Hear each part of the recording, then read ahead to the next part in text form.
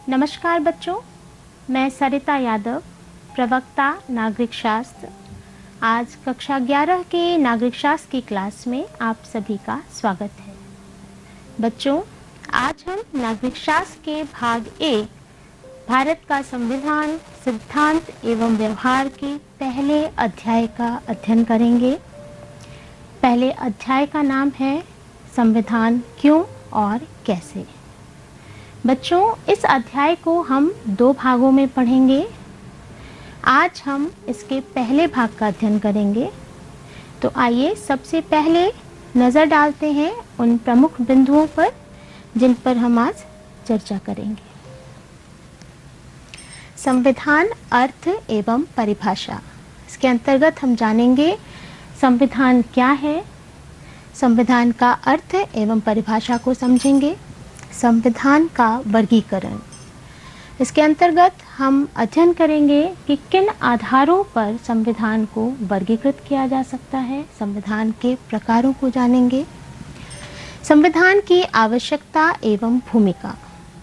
हम ये भी जानेंगे कि किसी देश के लिए संविधान क्यों ज़रूरी है, संविधान की प्रमुख भूमिका क्या है, हम उसके कामों को भी जानेंगे। संविधान राष्ट्र की बुनियादी पहचान। इसके अंतर्गत हम संविधान के महत्व को समझेंगे, जानेंगे कि किस तरह संविधान किसी राष्ट्र की बुनियादी पहचान होता है। अंत में हम संस्थाओं की संतुलित रूपरेखा का अध्ययन करेंगे। हम ये जानेंगे कि संविधान द्वारा किस तरह शासन के विभिन्न अंगों में शक्ति का संतुलन स्थापित किया गया है और संविधान को सफल बनाने का प्रयास किया गया है। आइए शुरू करते हैं। संविधान अर्थ एवं परिभाषा। बच्चों, संविधान कुछ ऐसे बुनियादी सिद्धांतों का समूह है जिसके आधार पर राज्य का निर्माण और शासन होता है। वास्तव में संविधान किसी भी देश की शासन व्यवस्था का मूल आधार होता है। संविधान कुछ ऐसे मौलिक सिद्धांतों का समूह है, ऐसे नियमों का संकलन है जिस पर समाज के सभी लोगों की मान्यता मिली होती है, अर्थात जिसे देश के सभी लोग स्वीकार करते हैं। संविधान जहां एक तरफ नागरिकों को उनके मौलिक अधिकार प्रदान करता है, तो वहीं साथ ही साथ वो नागरिकों के कर्तव्य भी निर्धारित करता है। संविधान देश में शासन के विभिन्न अंगों के बीच शक्तियों का वितरण भी करता है, तो उन शक्तियों को सीमित करने के प्रावधान भी देता है। हम कह सकते हैं कि संविधान किसी देश का सर्वोच्च कानून है। बच्चों, संविधान की परिभाषा कई विचारकों द्वारा दी गई है। गिलक्राइस्ट के अनुसार संविधान उन लिखित या अलिखित नियमों या कानूनों का संकलन होता है जिनके द्वारा सरकार का संगठन, सरकार के विभिन्न अंगों में शक्तियों का वितरण और उन शक्तियों के प्रयोग के सामान्य सिद्धांत निश्चित किए जाते हैं। स्पष्ट है, संविधान किसी भी देश की सर्वोच्च विधि है, सर्वोच्च कानून है जिसके आधार पर देश की समस्त शासन व्यवस्था का संचालन होता है। संविधान के अर्थ को जानने के बाद आइए संविधान के वर्गीकरण को समझते हैं। संविधान को निम्नलिखित आधारों पर वर्गीकृत किया जा सकता है: उत्पत्ति के आधार पर, प्रथाओं एवं कानूनों के आधार पर, परिवर्तनशीलता के आधार पर, शक्तियों के विभाजन के आधार पर। उत्पत्ति के आधार पर संविधान 2 प्रकार का हो सकता है: विकसित संविधान और निर्मित संविधान। विकसित संविधान वह है जो ऐतिहासिक घटनाओं और परंपराओं के साथ समय के साथ विकसित होता है। जैसे ब्रिटेन का संविधान विकसित संविधान का उदाहरण है। निर्मित संविधान क्या है? निर्मित संविधान वह है जिसे एक निश्चित समयावधि में किसी संविधान सभा या किसी समूह द्वारा बनाया जाता है। भारत का संविधान निर्मित संविधान का उदाहरण है। प्रथाओं एवं कानूनों के आधार पर हम संविधान को 2 भागों में बांट सकते हैं। लिखित संविधान और अलिखित संविधान। लिखित संविधान क्या है? जिसमें अधिकांश प्रावधान लिखित रूप में होते हैं, वह लिखित संविधान है जिसे जनता द्वारा चुने गए प्रतिनिधियों द्वारा बनाया जाता है। भारत का संविधान और अमेरिका का संविधान लिखित संविधान का उदाहरण है। बच्चों, अमेरिका का संविधान दुनिया का सबसे पहला लिखित संविधान का उदाहरण है। अलिखित संविधान क्या है? जिस संविधान के अधिकांश प्रावधान लिखित रूप में नहीं होते हैं, बल्कि परंपराओं और न्यायालय द्वारा दिए गए निर्णयों के आधार पर वो समय के साथ विकसित होते हैं। ब्रिटेन का संविधान अलिखित संविधान का सर्वोत्तम उदाहरण है। परिवर्तनशीलता के आधार पर दो प्रकार के संविधान हो सकते हैं, लचीला संविधान और कठोर संविधान। लचीला संविधान वह है जिसमें परिवर्तन सरलता से किया जा सकता हो, अर्थात सब परिवर्तन की प्रक्रिया सरल हो, आसान हो। लचीले संविधान का उदाहरण भी ब्रिटेन का संविधान है। कठोर संविधान क्या है? कठोर संविधान जिसमें परिवर्तन आसानी से ना किया जा सके, अर्थात संशोधन करने की एक विशेष प्रक्रिया का पालन किया जाता हो। हम ऑस्ट्रेलिया के संविधान को कठोर संविधान के उदाहरण के रूप में ले सकते हैं। अंत में, शक्तियों के विभाजन के आधार पर संविधान एकात्मक हो सकता है, संघात्मक हो सकता है। एकात्मक संविधान क्या है? जहां पर शासन की समस्त शक्तियां केंद्र में निहित हों, वो एकात्मक संविधान है, जैसे ब्रिटेन का संविधान। संघात्मक संविधान जहां पर शक्तियों का केंद्र और राज्यों के बीच में विभाजन किया गया हो, जैसे कनाडा और भारत का संविधान।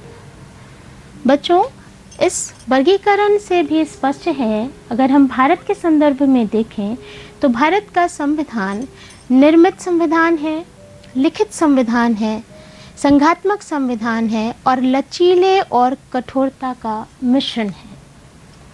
संविधान के वर्गीकरण को जानने के बाद आइए संविधान की आवश्यकता एवं भूमिका को समझते हैं। प्रश्न उठता है, किसी भी देश के लिए संविधान क्यों जरूरी है? आखिर संविधान के प्रमुख कार्य क्या हैं? संविधान किसी देश या समाज के लिए क्यों जरूरी है?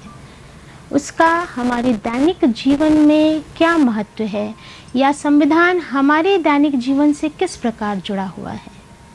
आइए जानते हैं संविधान की प्रमुख भूमिका, उसके प्रमुख कामों को। संविधान का पहला प्रमुख काम है बुनियादी नियमों को उपलब्ध कराना एवं समाज के सदस्यों में न्यूनतम समन्वय और विश्वास स्थापित करना। बच्चों, देश में किसी भी समाज को कुछ ऐसे बुनियादी नियमों की आवश्यकता होती है जिसे समाज के सभी सदस्यों की सार्वजनिक रूप से मान्यता मिली हो, अर्थात ऐसे नियम जिसे समाज के सभी लोग जानते हों, जिससे उनके बीच में समन्वय स्थापित हो सके। सिर्फ लोगों का संविधान के प्रावधानों को जानना ही जरूरी नहीं है, संविधान के इन प्रावधानों के लागू किए जाने की भी व्यवस्था होनी चाहिए, अर्थात लोगों में यह विश्वास हो कि संविधान के नियम सभी पर समान रूप से लागू होंगे और सभी उन नियमों को मानेंगे, अर्थात उनका पालन करेंगे, और यदि कोई भी संविधान के उन नियमों का उल्लंघन करता है तो न्यायपालिका द्वारा दंड दिया जाएगा। हम इसके लिए एक दैनिक जीवन का उदाहरण ले सकते हैं। ट्रैफिक के नियम हम सभी जानते हैं। बच्चों, हम सभी ट्रैफिक के नियमों को जानते हैं और उसका पालन भी करते हैं। हम उनका पालन क्यों करते हैं? क्योंकि हमें विश्वास है कि इन नियमों को सभी लोग जानते हैं और सभी उनका पालन करेंगे। यदि कोई उनका उल्लंघन करता है ट्रैफिक रूल्स का, तो निश्चित रूप से उसे जुर्माना या उसके लिए दंड निर्धारित है। आइए जानते हैं संविधान का दूसरा प्रमुख कार्य है निर्णय लेने की शक्ति को स्पष्ट करना।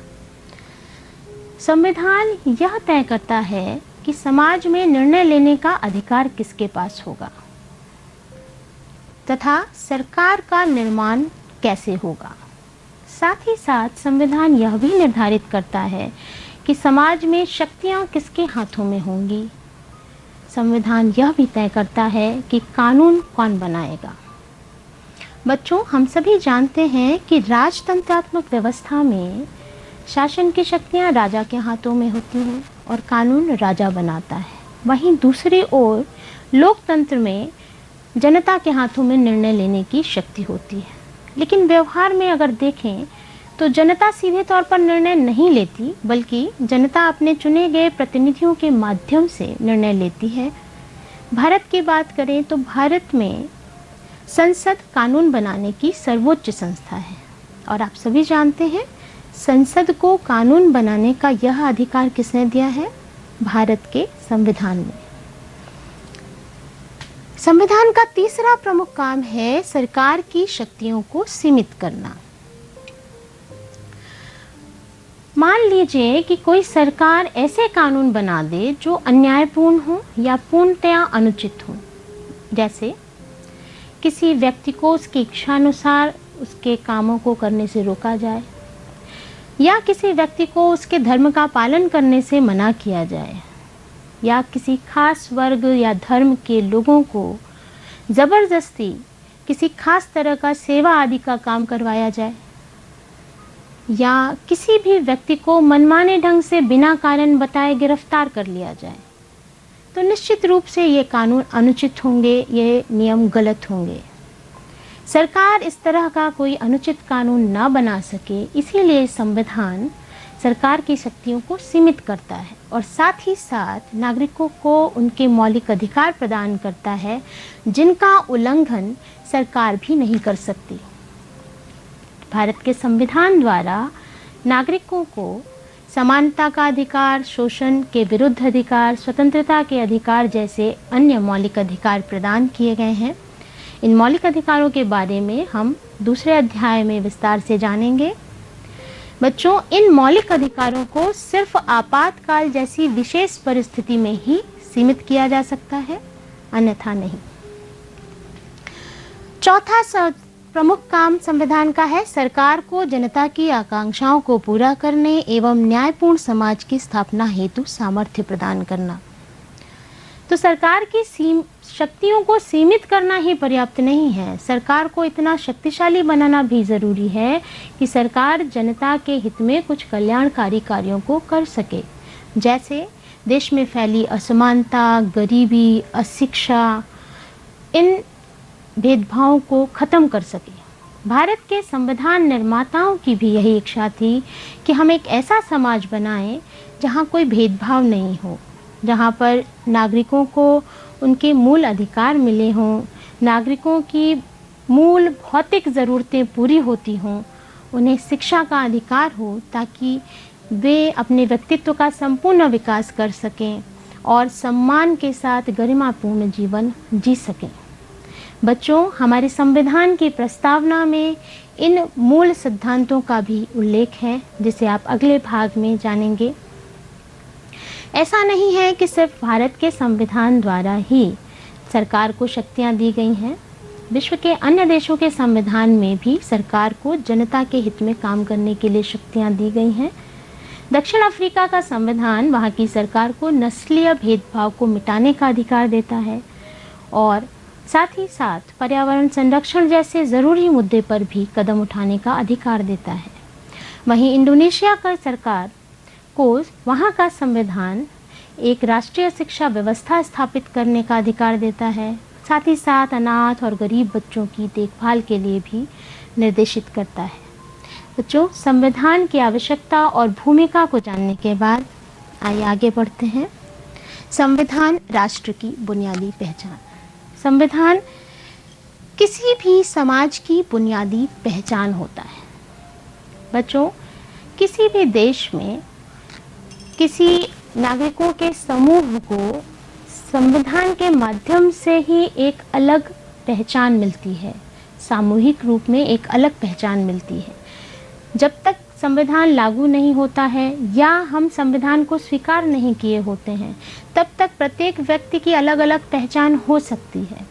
लेकिन जब हम सामूहिक रूप से कुछ बुनियादी नियमों पर एकमत होते हैं और संविधान को स्वीकार करते हैं, तो संविधान द्वारा हमें एक बुनियादी राजनीतिक पहचान मिलती है। जैसे भारत के नागरिकों की पहचान भारतीय संविधान से मिली हुई है। संविधान नागरिकों को उनकी व्यक्तिगत आकांक्षाओं और लक्ष्यों को पूरा करने के लिए विशाल ढांचा प्रदान करता है। संविधान नागरिकों को मौलिक अधिकार प्रदान करता है ताकि नागरिक अपने व्यक्तित्व का संपूर्ण विकास कर सकें, और साथ ही साथ संविधान इन मौलिक अधिकारों के साथ लोगों पर बंधन भी लगाता है ताकि कोई भी व्यक्ति किसी दूसरे व्यक्ति का अधिकार न छीन सके। वह तय करता है संविधान की कौन क्या कर सकता है, कौन क्या नहीं कर सकता। तो संविधान हमें एक रूप में नैतिक पहचान भी देता है। विश्व के ज़्यादातर संविधान नागरिकों के मूलभूत अधिकारों की रक्षा करते हैं, लेकिन राष्ट्रीय पहचान की अवधारणा अलग अलग देशों में अलग अलग ढंग की है। बच्चों, दुनिया के ज़्यादातर संविधानों में नागरिकों को मौलिक अधिकार दिए गए हैं। साथ ही साथ वे संविधान लोकतंत्र को भी स्थापित करने का प्रयास करते हैं, लेकिन राष्ट्रीय पहचान की अवधारणा प्रत्येक देश के संविधान में अलग अलग ढंग की है। अगर हम उदाहरण के लिए यहाँ पर जर्मनी को लें तो जर्मनी का निर्माण जर्मन नस्ल के आधार पर हुआ। वहीं भारत की बात करें तो भारत में नस्ल या जाति के आधार पर संविधान नागरिकता को मान्यता नहीं देता, अर्थात नागरिकता का आधार नस्ल या जाति को नहीं मानता है।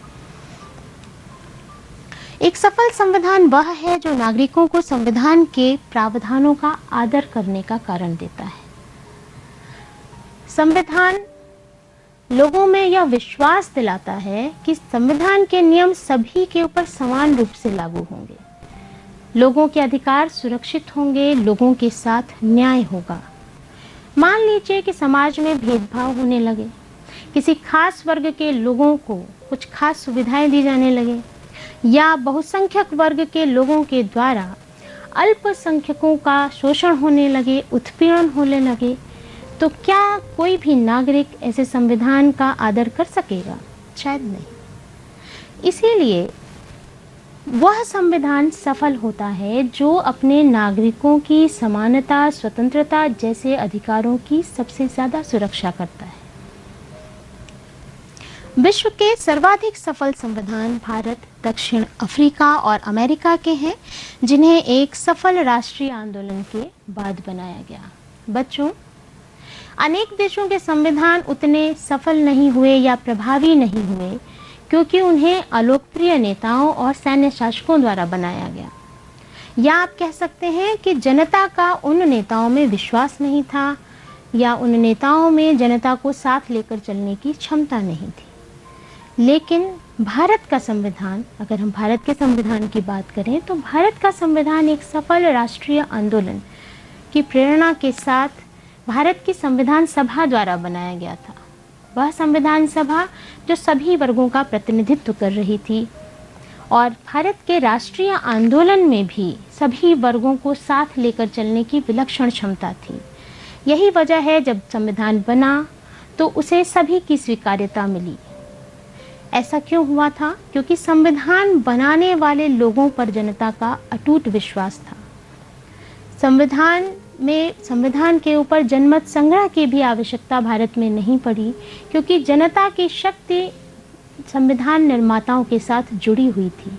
हम कह सकते हैं कि संविधान की सफलता बहुत कुछ संविधान बनाने वाले लोगों के प्रभाव पर भी निर्भर करती है। यहाँ हम नेपाल के संविधान का उदाहरण ले सकते हैं, जिसका आपके पुस्तक में भी विवरण दिया है संक्षेप में। बच्चों, नेपाल में हम सभी जानते हैं बहुत लंबे समय तक राजतंत्रात्मक व्यवस्था रही है। वहाँ पर 1948 से लेकर 90 के बीच में 5 संविधान बने, और ये संविधान किसने बनाए थे? नेपाल नरेश ने। वहाँ सारी शक्तियाँ नेपाल नरेश के हाथों में थी, जनता की उसमें कोई भूमिका नहीं थी। 90 के बाद वहाँ पर बहुदलीय लोकतंत्र शुरू हुआ, लेकिन शक्तियाँ ज़्यादातर नरेश के हाथों में थी। वहाँ सशस्त्र राजनीतिक आंदोलन चल रहे थे राजा के खिलाफ, और मुद्दा ये था कि राजा की भूमिका क्या हो। कुछ लोगों का मानना था कि राजतंत्र को ख़त्म करके गणतंत्र स्थापित किया जाना चाहिए। वहीं कुछ अन्य समूहों का मानना था कि सीमित संवैधानिक राजतंत्र बने रहना देना चाहिए, राजा की शक्तियों को सीमित कर देना चाहिए। 2002 में नेपाल नरेश ने सारी शक्तियां अपने हाथों में ले लीं, लेकिन आंदोलन चलता रहा, विरोध हो रहा था, संविधान सभा की मांग की जा रही थी आंदोलन के माध्यम से विभिन्न राजनीतिक दलों द्वारा। वहां नेपाल की माओवादी पार्टी इसका नेतृत्व कर रही थी। अंततः राजा को दबाव में आकर सरकार बनवानी पड़ी आंदोलनकारियों की इच्छा के अनुसार। और जब नेपाल में वह सरकार बनी तो नेपाल नरेश से सारी शक्तियां छीन ली गईं और 2008 में नेपाल से राजतंत्र समाप्त कर दिया गया। नेपाल एक लोकतांत्रिक गणराज्य बन गया।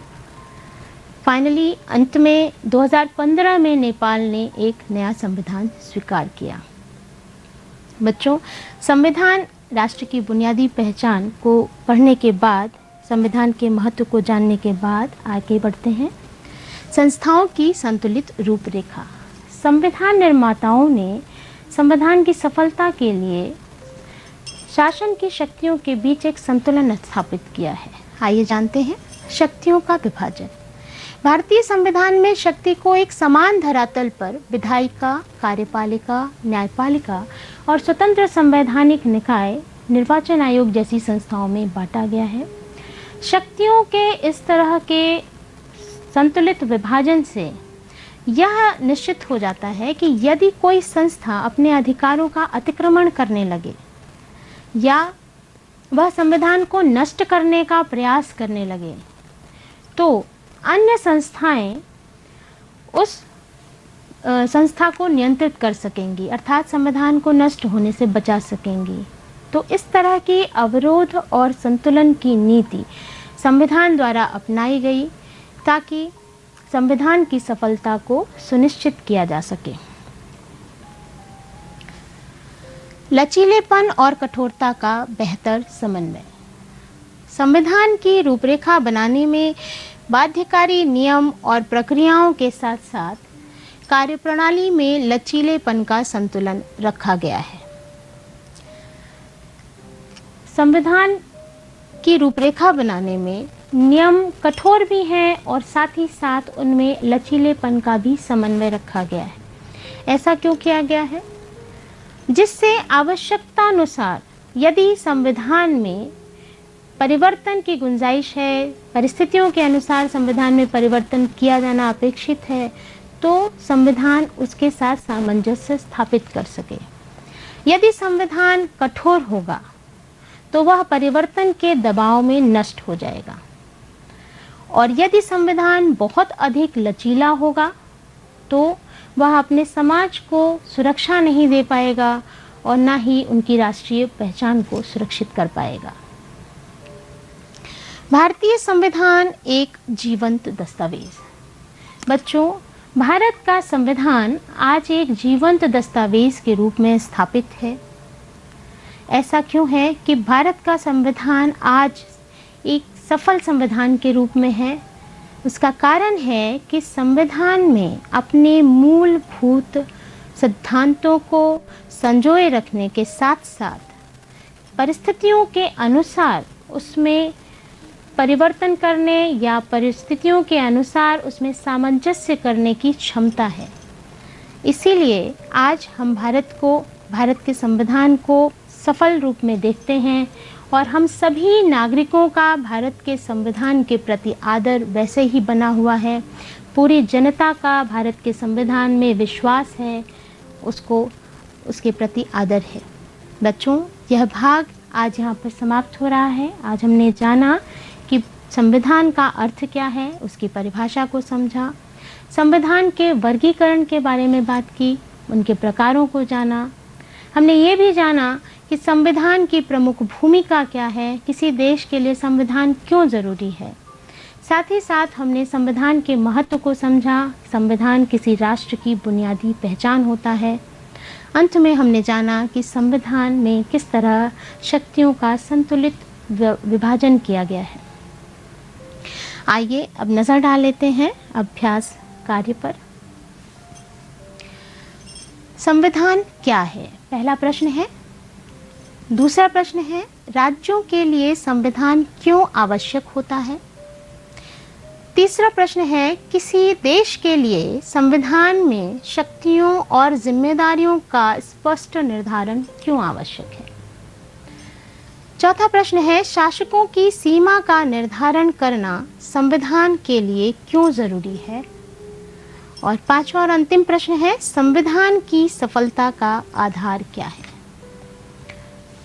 बच्चों, आज पढ़ाए गए पाठ से संबंधित पाठ्य सामग्री और अभ्यास कार्य आपको दीक्षा मोबाइल ऐप पर भी उपलब्ध हैं, जिसे आप गूगल प्ले स्टोर से डाउनलोड कर सकते हैं। साथ ही यदि पाठ को समझने में कोई आपको कठिनाई है तो आप अपने विषय अध्यापक के साथ व्हाट्सएप वर्चुअल क्लासेस के माध्यम से उसे स्पष्ट कर सकते हैं। और उत्तर प्रदेश माध्यमिक शिक्षा विभाग द्वारा विकसित यूट्यूब चैनल को सब्सक्राइब करके भी आप इस वीडियो को पुनः देख सकते हैं। धन्यवाद।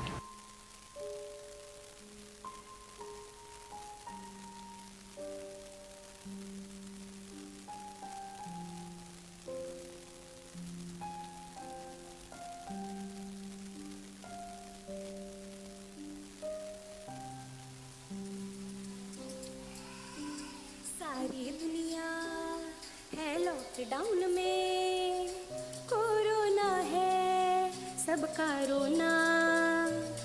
डरने वाली बात नहीं है, सावधानी हमको रखनी है। 1 मीटर की दूरी से ही बात है हम सबको करनी है। बच्चों आओ पढ़ो सभी, कोरोना से डरो नहीं। बच्चों आओ पढ़ो सभी, कोरोना